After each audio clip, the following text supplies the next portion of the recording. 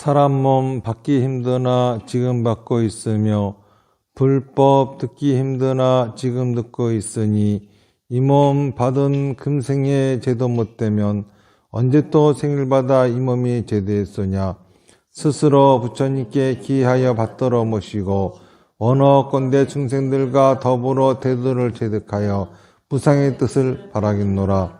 스스로 법에 기하여 받들어 모시고 원어건대 중생들과 더불어 깊이 경장에 들어가 지혜를 받아같이 하겠노라. 스스로 승가에 기하여 받들어 모시고 원어건대 중생들과 더불어 대중들을 통리하여 모든 것에 막힘없도록 하겠노라. 무상하고 심심한 묘법은 백천만급이 되어도 만나기 힘이드나 나는 지금 보고 듣고하여 얻을 수가 있었으니 원어건대 부처님의 진실한 뜻을 해득하여 받들어 모시겠노라. 나무 아미타불, 나무 아미타불, 나무 아미타불. 최근에 유튜브 댓글로 올라온 질문이에요. 딸처럼 키우던 반려견이 죽었는데 상처의 여파가 큽니다. 그런데 위패를 집에다 모셔도 되겠습니까? 이런 질문이에요. 가까운 사람이 죽었다라고 하는 것은 죽은 것이 아니라 그 사람의 상태가 바뀌었다라고 말씀을 드렸거든요. 다시 말해서 3살짜리 아들이 10살이 되면은 3살에서 10살로 상태가 바뀐 거잖아요. 그러면 3살짜리 아들은 만날 수 없지만은 10살짜리 아들은 만날 수 있는 것처럼 사람이 죽으면은 살아있는 상태에서 죽은 상태로 바뀐 거잖아요. 그렇기 때문에 살아있는 상태는 만날 수 없지만은 죽은 상태는 만날 수가 있죠. 근데 죽은 상태라고 하는 것은 모습이 보이지 않아요. 그러다 보니까는 어떤 것이 그 사람인지 특정 지을 수가 없는 거죠. 그래서 우리가 그 사람의 이름을 적은 패를 모시는 게 위패다 이겁니다. 그러면은 이와 똑같은 개념에서 내가 키우던 개가 죽었는데 나는 그 개하고의 이별이 너무 가슴이 아프고 그래서 상처가 됐어요. 그런데 그것도 똑같은 개념으로 생각하면은 그 개가 살아있는 상태에서 죽은 상태로 바뀐 것이니까는 살아있는 상태의 그 개는 만날 수가 없어도 죽은 상태의 그 개는 만날 수가 있는 거죠. 그러려면은 그 개를 특정 지어야 되니까는 그 개를 특정짓기 위해서 위패를 집에다 모셔도 되지 않겠느냐라고 생각할 수도 있는 거죠. 그런데 우리가 이거는 알아야 돼요. 그 사람들끼리는 내가 이런 생각하니까는 저 사람도 이런 생각하겠구나 라고 하는 거를 갖다가 할 수가 있어요. 그런데 사람하고 짐승하고 관계에서 내가 이런 생각을 하니까는 저 짐승도 이렇게 생각하겠구나 라고 하는 거는 인간의 착각인 것 뿐이지, 인간이 자기 멋대로 해석한 것 뿐이지 진짜 그 짐승이 그렇게 생각하고 있는지 어쩐지는 모를 일입니다. 예를 들어서 개들은 상당히 인간들하고 가깝고 또 자기 주인을 지켜주려고 하는 본성이 있어요. 이걸 갖다가 인간의 마음에서 보면은 충성심이거든요. 근데 개들이 그렇게 하는 이유는 개들이 갖고 있는 특성 중에 늑대가 갖고 있는 특성이 있기 때문에 늑대는 무리지어서 생활하는 습성이 있어요. 그 습성에 의해 가지고 같이 살고 있는 사람을 자기의 동료라고 생각하는 것 뿐이지 뭐 주인이라고 생각하는 것도 아니고 충성을 하는 것도 아니에요. 그냥 그 습성으로 움직이는 것 뿐이거든요. 그거를 인간들이 멋대로 해석을 하는 거죠.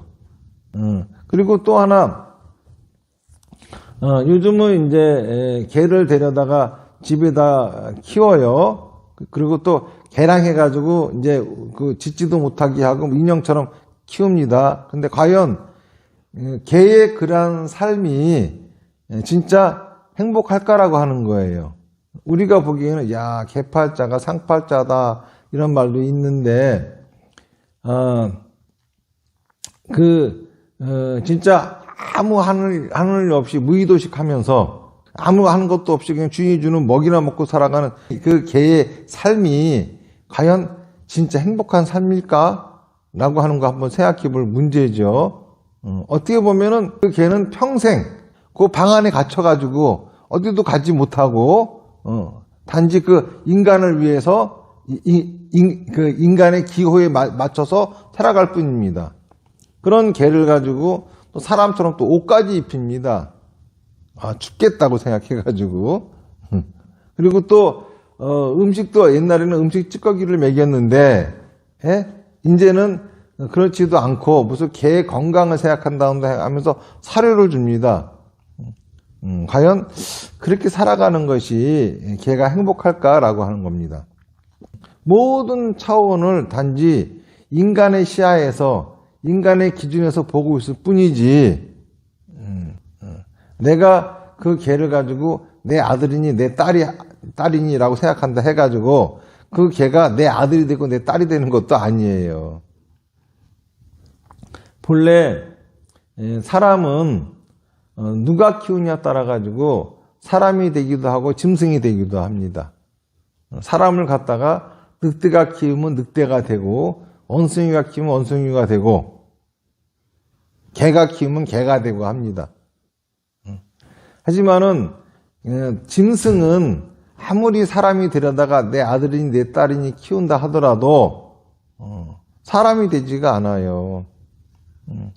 다시 말해서 짐승을 짐승으로서 대우해 주지 않고 짐승을 사람처럼 대우하는 것은 인간의 오만이고 무례한 행동이에요.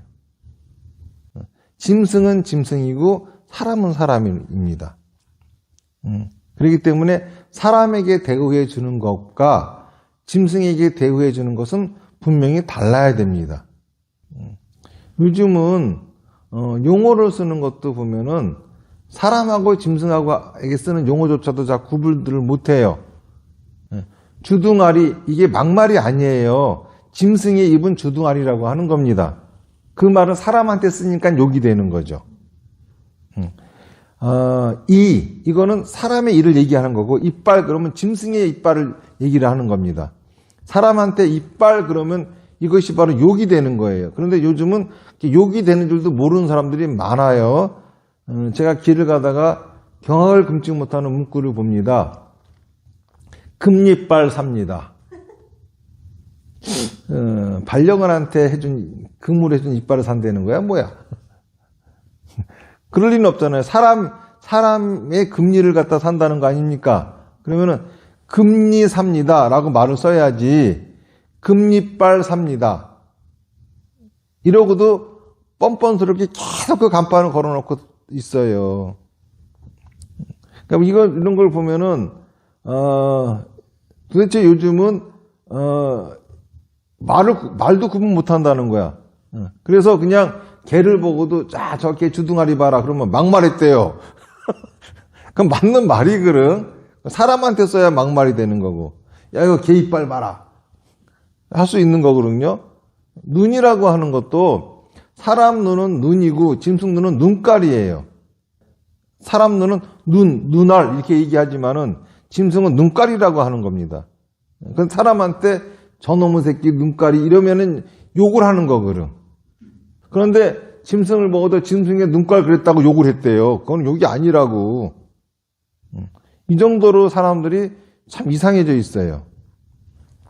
거기다가 TV에서도 그러는데 개를 보고도 내가 네 엄마야, 내가 네 아들이야 좋고 씁니다. 사람이 개를 낳아가지고 개 엄마가 돼서 좋고 씁니다. 참.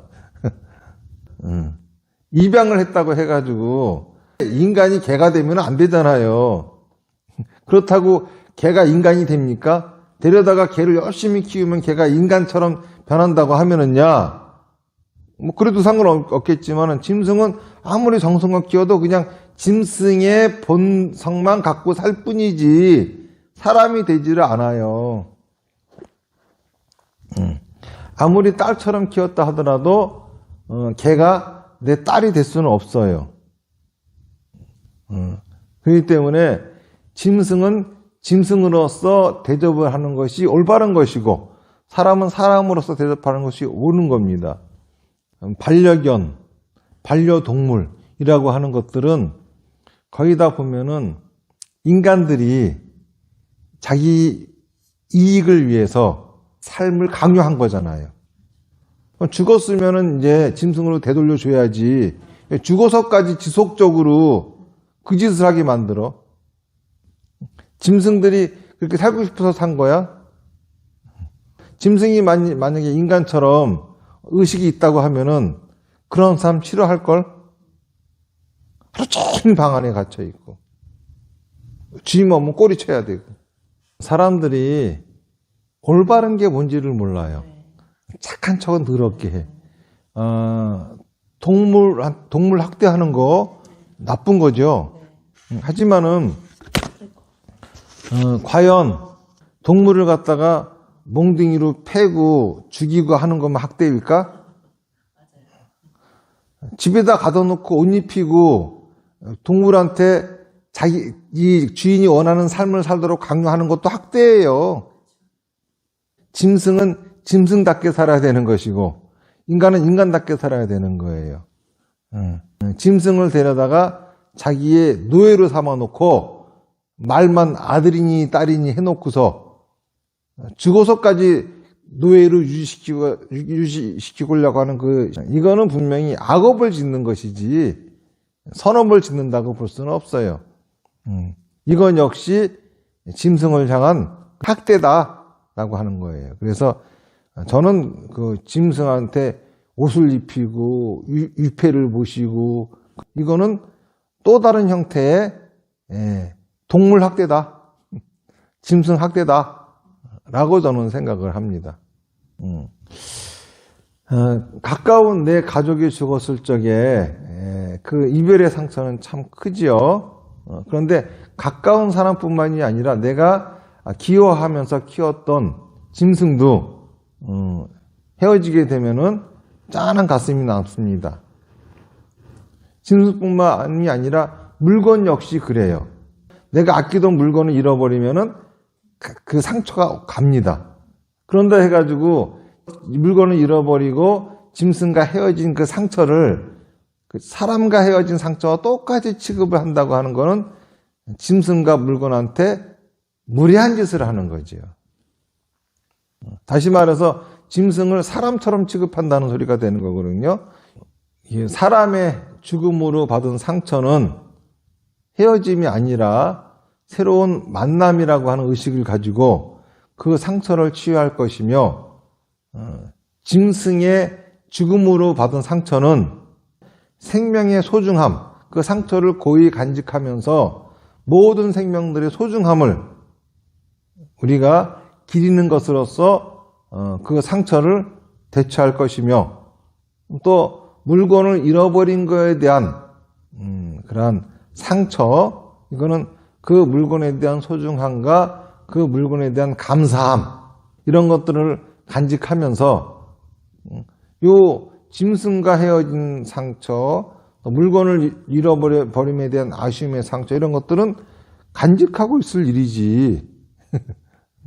그러면서 생명의 소중함을 생각할 일이지 꼭 사람처럼 취급해 줄 건 아닙니다. 이건 이기적인 생각이에요.